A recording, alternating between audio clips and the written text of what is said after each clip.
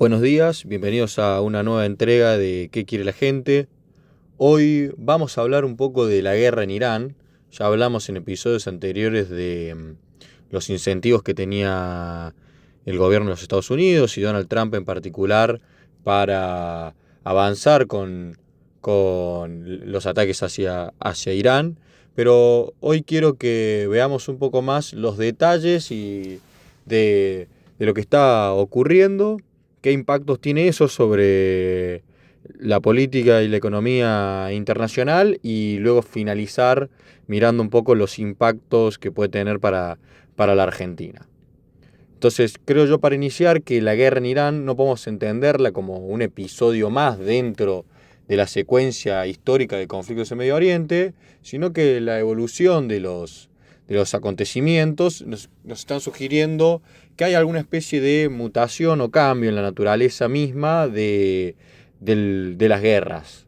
Lo que emerge ahora no es solamente una escalada militar, sino, creo, la convergencia entre tecnología, infraestructura crítica, sistemas económicos globalizados y dinámicas informacionales que están reconfigurando tanto los costos de la guerra como la experiencia del conflicto.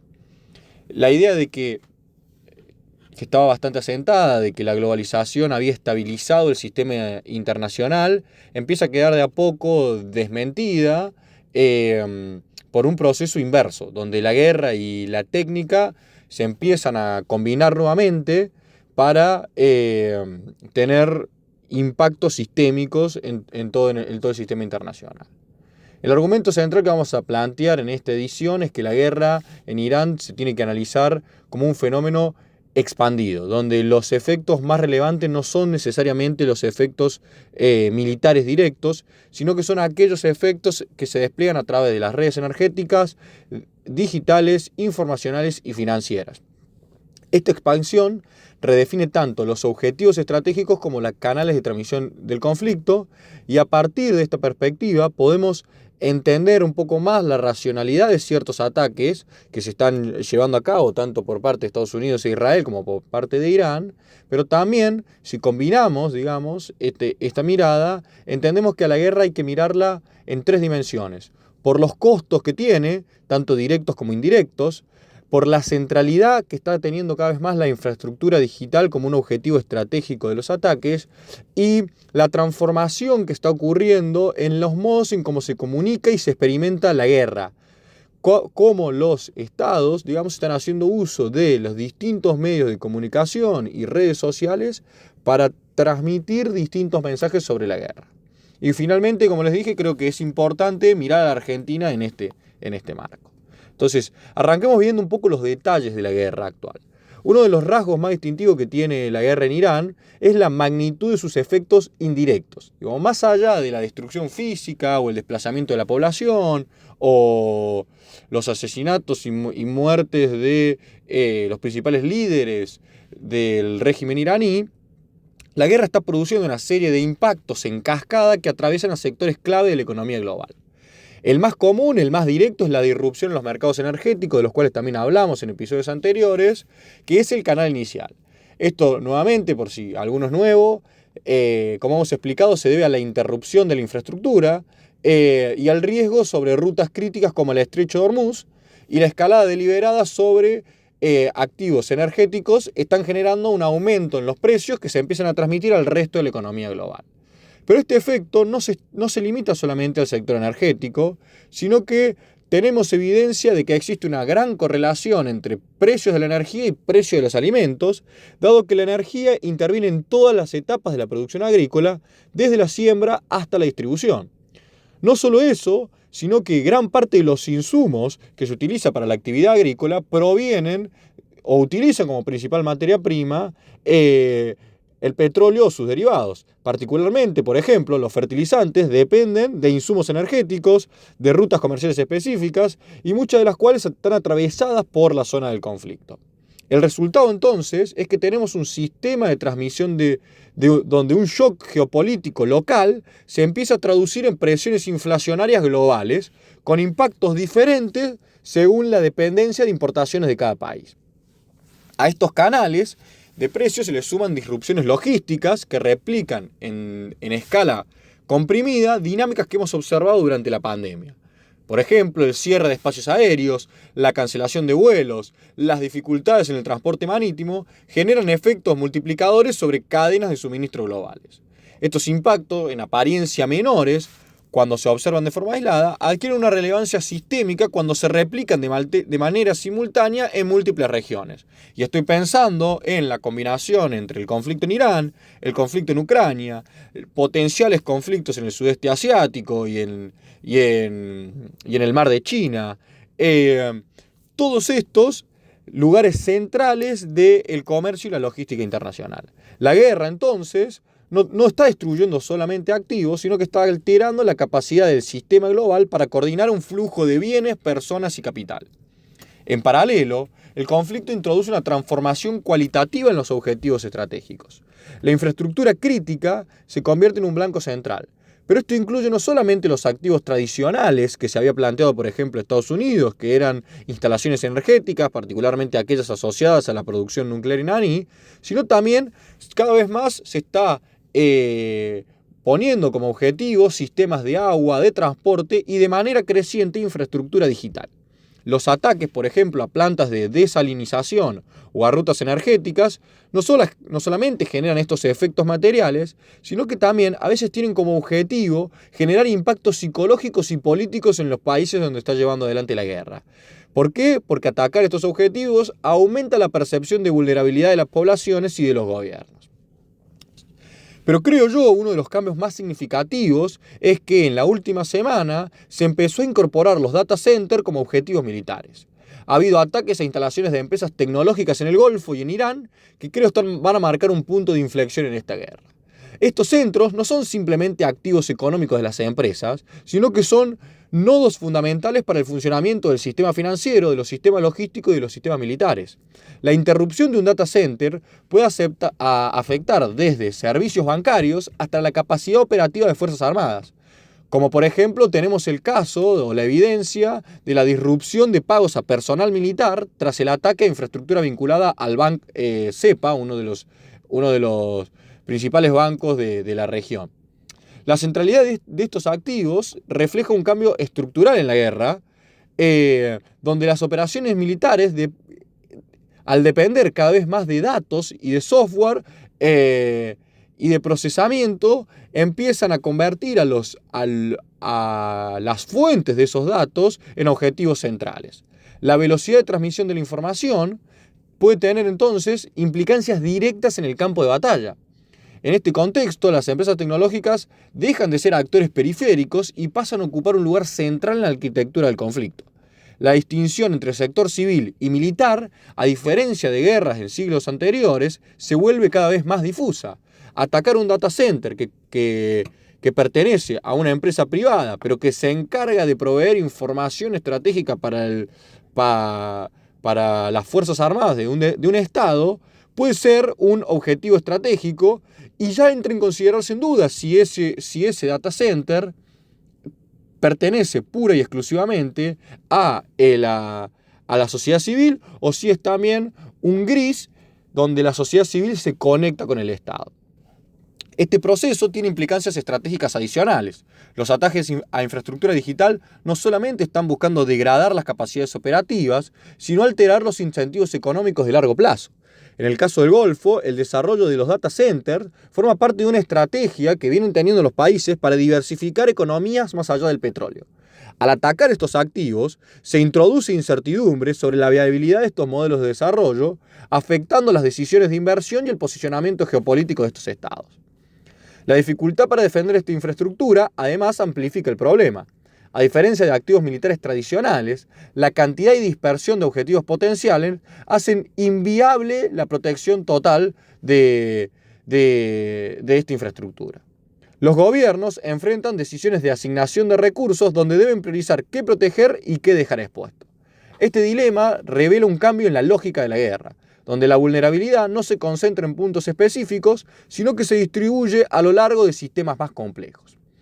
A esta expansión del campo de batalla se suma una transformación en la dimensión informacional del conflicto, es decir, en la forma en la que se comunica la guerra, la forma en la que la guerra se comunica es central porque también determina cómo las personas, los individuos fuera del campo de batalla están experimentando la guerra. El crecimiento, por ejemplo, del uso de herramientas como las VPN reflejan un intento de los individuos por escapar a controles estatales y acceder a fuentes alternativas de información. Este fenómeno no es marginal y en algunos casos la descarga de esta tecnología ha aumentado de manera exponencial, indicando una demanda creciente por autonomía informativa. El resultado entonces es una fragmentación del espacio informativo. Ya no existe un marco común de interpretación de los hechos, como pueden ser las guerras del siglo XX, donde los mensajes oficiales y que llegaban a la mayor parte de la población se daban por un mismo medio, que era la radio o la televisión. Los individuos ahora acceden a contenidos distintos, producidos por actores diversos, que incluyen gobiernos, plataformas digitales y usuarios individuales. Incluso los propios estados están participando de esta dinámica, utilizando formatos propios de la cultura digital como la producción de contenidos virales para influir en la percepción pública del conflicto. Si a alguno le interesa ver esto, de lo que estamos hablando en primera mano, les recomiendo que ingresen a las cuentas de la Casa Blanca, a las cuentas de los servicios de defensa israelí y a los servicios de defensa de Irán, donde podrán ver que imágenes de ataques propios de una guerra vienen asociadas a memes, vienen asociadas a temas virales, vienen asociadas a temas a canciones que se asocian con poderío o que son los audios del momento y los trending topics del momento en distintas plataformas. Esta multiplicidad de narrativas genera entonces una dificultad creciente para establecer qué es verdad y qué no. Los consumidores de información deben entonces reconstruir por sí mismos un rompecabezas compuesto de piezas heterogéneas. La guerra, en este sentido, no se está librando solamente en el terreno físico, sino también en el terreno de la percepción. Cada individuo experimenta una versión distinta del conflicto, lo que tiene implicancias políticas significativas, tanto a nivel doméstico como a nivel internacional. La combinación de estas dimensiones refuerza la idea de que la guerra contemporánea carece de fronteras claras. No existen líneas de frente ya definidas, los efectos se empiezan a extender a través de redes económicas, tecnológicas e informacionales, afectando a actores que no participan directamente en las hostilidades. La interdependencia global convierte cualquier conflicto de esta escala en un fenómeno sistémico, cuyos impactos se distribuyen de manera desigual pero generalizada. Entonces, dado estos impactos generalizados en el mundo, es importante ver a la Argentina. La Argentina se ve afectada a través de múltiples canales que combinan oportunidades y riesgos. En el plano financiero, el conflicto contribuye a mantener elevado el riesgo país, lo que limita el acceso a financiamiento externo y encarece el costo de capital. La persistencia de este indicador en niveles altos refleja la sensibilidad de la economía argentina a shocks externos y la importancia de despejar incertidumbres en un entorno global bastante volátil.